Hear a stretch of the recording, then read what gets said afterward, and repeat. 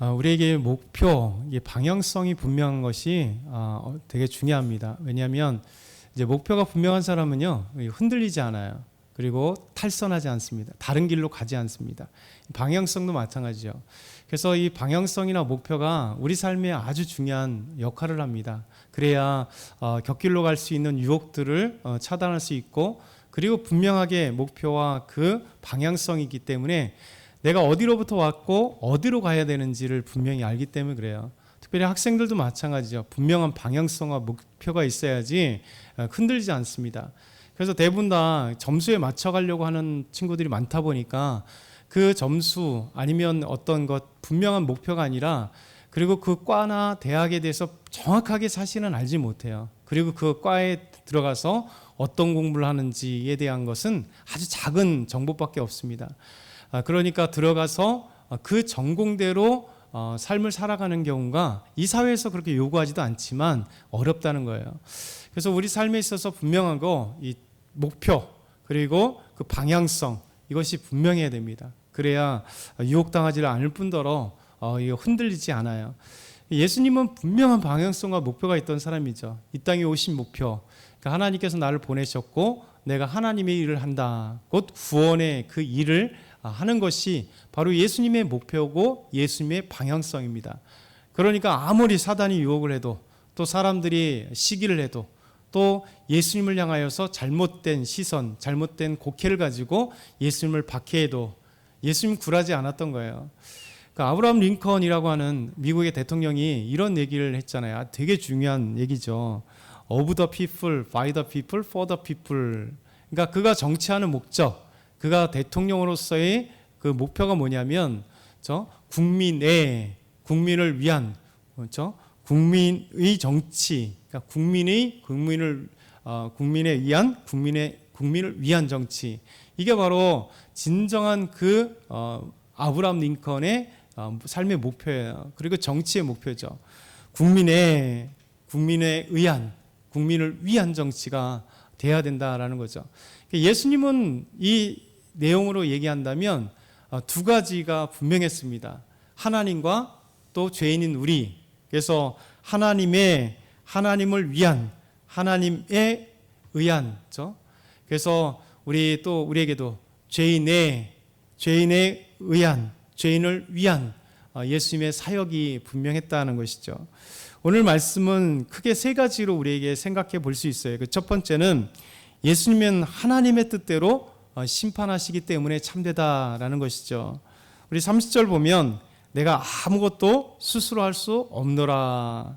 사실 예수님이 스스로 할 수 없겠어요? 그런데 예수님께서 계속해서 말씀하신 게 뭐냐면 나는 내가 스스로 한 것이 아니라 하나님의 뜻대로 한다라는 거예요. 그래서 듣는 대로 심판하노니 나는 나의 뜻대로 하지 않고 나를 보내신 이의 뜻대로 하려 함으로 내 심판은 의로우니라. 그러니까 예수님의 심판이 의로운 이유는 바로 내 뜻대로가 아니라 나를 보내신 이 분명히 아버지의 하나님의 그 분명한 뜻대로 심판하기 때문에 심판이 의롭다. 그러니까 예수님께서 분명한 건 뭐냐면 내가 어디서부터 왔고 무엇을 해야 되느냐, 하나님께로부터 왔고 하나님의 일을 해야 되는 것이 분명한 그의 목표와 방향성이죠.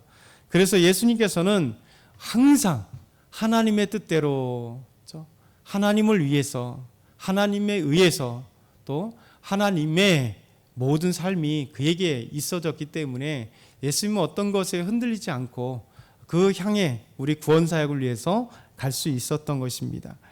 우리 두 번째 오늘 말씀은 하나님이 예수님의 증언자이시다.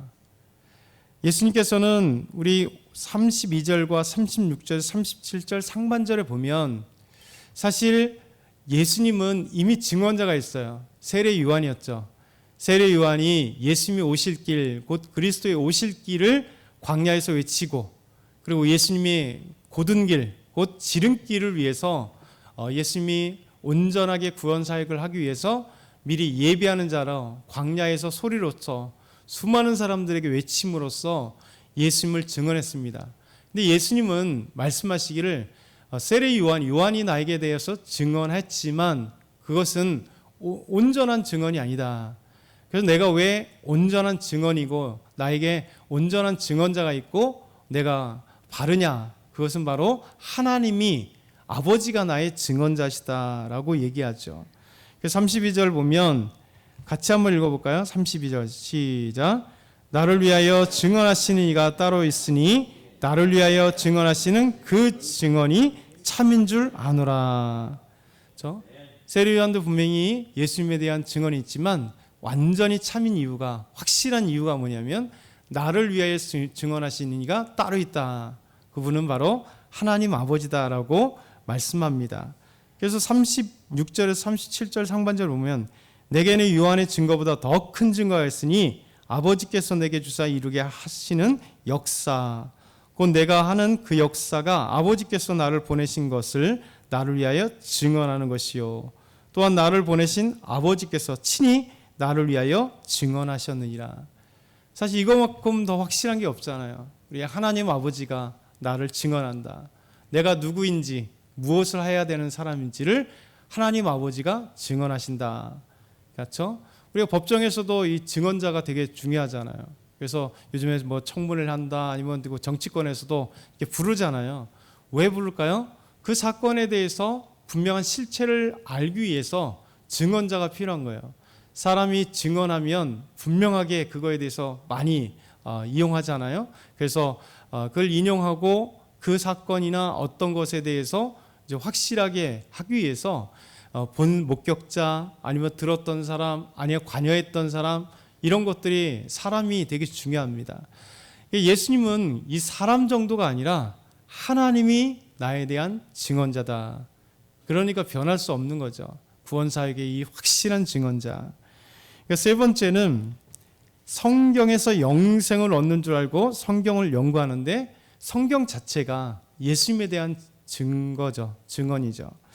우리 39절 한번 같이 읽어볼까요? 39절 시작. 너희가 성경에서 영생을 얻는 줄 생각하고 성경을 연구하니거니와 이 성경이 곧 내게 대하여 증언하는 것이니라. 아멘. 유대인들은 끊임없이 성경을 봤잖아요. 그리고 성경에는 예수님께서 오실 예수님, 곧 메시아신 예수가 이 땅에 오실 것에 대한 기록들이 참 많습니다. 그래서 유대인들은 이 성경과 뗄 수 없는 관계, 왜 하나님께서 시내산에서 율법을 주셨고 또 역사 속에 하나님의 말씀을 이루었던 놀라운 사건들을 기록한 것이 성경이잖아요. 성경에서 하나님을 찾고 하나님과 함께하며 하나님이 주신 구원과 그 기쁨을 누리고 그리고 더더군다나 오실 메시아, 오실 메시아 그러면서 기다리면서 성경을 봤습니다. 예수님께서 이렇게 유대인들을 향하여 던지는 거죠. 자, 너희가 성경에서 영생을 얻는 줄 알고 성경을 연구한다. 그런데 왜 나를 모르냐 이런 얘기죠. 내가 바로 성경은 나에 대한 증언이다. 그렇잖아요. 예수님에 대한 증언이잖아요. 구약성경 모두가 역사지만 그렇지만 예수님 오실 예수님에 대해서 예언하고 준비한 것이 바로 성경이잖아요. 지금 성경을 얘기할 때는 신약 성경을 얘기하는 게 아닙니다. 아직 신약 성경은 나오지도 않았을 때 있고 기록되지 않았을 때이기 때문에 예수님이 말씀하시는 것은 오직 구약 성경을 얘기하는 거예요. 그리고 구약 성경을 낼 때 율법이라고도 얘기하고 또 선지자라고도 얘기하고 율법과 선지자 그리고 모세가 말하였느니라 이렇게 얘기할 때는 다 구약 성경을 얘기하는 겁니다. 그래서 우리 성경은 예수님에 대한 증언이다. 이제 예수님께서 말씀하십니다. 그러나 45절에서 47절 보면 그렇게 하나님이 증언하시고 하나님의 뜻대로 행하시는 예수 그리스도를 너희가 왜 나를 믿지 않느냐? 모세를 믿었더라면 나를 믿었을 텐데 너희가 성경을 그렇게 상고하고 영생을 얻는 줄 알고 보지만 연구하지만 그런데 정작 하나님이 증언하시고 세례 요한이 증언했고 그리고 성경은 나에 대한 증언인데 너희가 믿지 않는다. 그에 대한 예수님께서 탄식하시는 게 45절부터 마지막 절까지 말씀이세요. 오늘 저와 여러분이 이 말씀을 기억하면서 오늘도 우리가 분명한 나의 삶의 목적 그리고 방향성을 찾아야 됩니다. 그래서 하나님을 위해서 하나님에 의한 하나님의 그 아름다운 삶의 모습이 내 삶이 되어서 하나님 앞에 오늘도 기뻐하는 저와 여러분이 다 되길 소망합니다.